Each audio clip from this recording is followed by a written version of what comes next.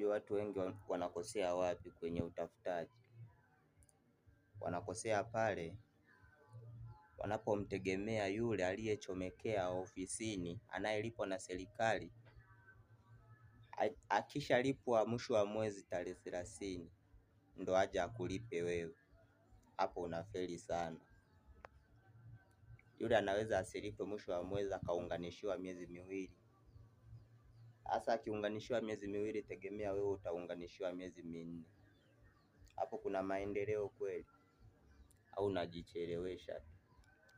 Unajua watu wengi wanakosea wapi kwenye utafutaji? Wanakosea pale wanapomtegemea yule aliyechomekea ofisini anayelipwa na serikali, akishalipwa mwisho wa mwezi tarehe 30 ndo aje akulipe wewe.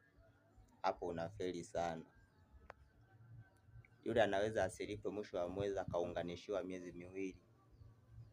Hasa akiunganishiwa miezi miwili, tegemea wewe utaunganishiwa miezi minne. Hapo kuna maendeleo kweli au unajichelewesha?